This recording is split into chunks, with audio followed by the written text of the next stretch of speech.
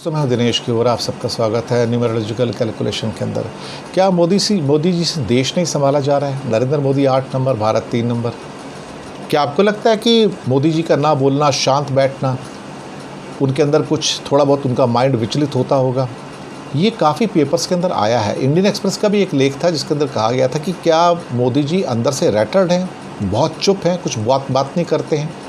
क्या इतनी जो मौतें हो रही हैं उसके ऊपर उनका कोई फ़र्क पड़ता है? लेकिन बहुत सारे आर्टिकल्स ये भी कह रहे हैं बीच में कि मोदी जी के ऊपर जो ख़ास तौर से किसी भी मौत का कोई फ़र्क नहीं पड़ता है। गुजरात के अंदर हज़ारों मर गए थे, नरसंहार हुआ था, वहाँ पे जेनोसाइड हुआ था मुसलमानों का, तो क्या उनकी आंख से आंसू गिरा था? क्या उनको कोई अफसोस था?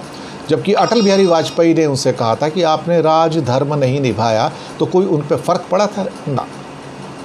उसके बाद ये नोटबंदी के अंदर बहुत सारे लोग इंडिया में मर गए लाइनों में खड़े खड़े, क्या उसका कोई अफसोस हुआ उनको? नहीं। पिछले साल माइग्रेशन में सैकड़ों हज़ारों ने अपनी जान दे दी या मर गए बेचारे। इंडिया का बिगेस्ट माइग्रेशन था 47 के बाद में, तो क्या उनको कोई अफसोस हुआ? उसके लिए कोई आंसू गिरे? नहीं। अभी जो रोज़ 4-4 हज़ार, 10-10 हज़ार, 15-15 हज़ार आदमी मर रहे हैं, 4 हज़ार तो गवर्नमेंट फिगर से, मरने वाले तो बहुत ज़्यादा हैं, तो क्या उनके मुँह से कभी कोई अफसोस का वर्ड निकलता है? नहीं।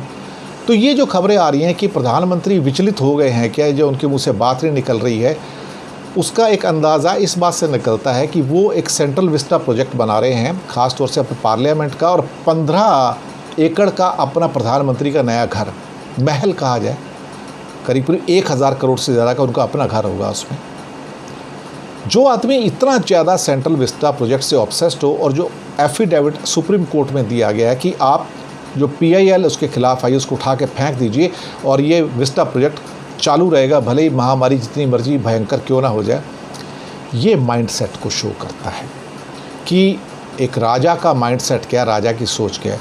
राजा के ऊपर इसका मतलब मौत का कोई प्रभाव नहीं है। राजा इतनी मौत जो रोज़ की हो रही हैं, लोग तड़प तड़प के मर रहे हैं, नदियों में शव बहते जा रहे हैं, सड़े हुए शव हैं। उन्नाव के अंदर जो देखा या तो लोग शवों को दफना रहे हैं वहाँ पे नदी के किनारे में जाके। अब वहाँ पे सैकड़ों शव पड़े हुए हैं जो जिनको जानवर भी खा रहे हैं, जो एक तरह से पूरे डिकम्पोज हो चुके हैं, बदबू आ रही है। ये महामारी जो एक उसका प्रकोप है, तो क्या इसका कुछ फ़र्क पड़ता है क्या उनके ऊपर? ये अखबारों में आजकल पूछे जा रहे हैं, सवाल जा रहे हैं, क्या मोदी जी में इनका कोई फ़र्क पड़ता है? लेकिन उनके जो इरादे हैं, उनके जो ख़ास तौर से जो काम करने के तरीके हैं आज तक के, उससे लगता नहीं कि उनके ऊपर किसी चीज़ का कोई फ़र्क पड़ता है। किसी की मौत हो तो फ़र्क नहीं पड़ता उनको, सैकड़ों हज़ारों मर जाए पर डे तो भी फ़र्क नहीं पड़ता उनके ऊपर। हमारा राजा ऐसा ही है। तो ख़ास तौर से जो राइटअप्स आए हैं, जितने आर्टिकल्स आए हैं, वो इसी की ओर नज़र बना कर रखते हैं। हालांकि इलाहाबाद हाई कोर्ट ने यह भी कहा था कि जेनोसाइड है, नरसंहार है ये। लेकिन इन हालातों में कोई कर क्या सकता है?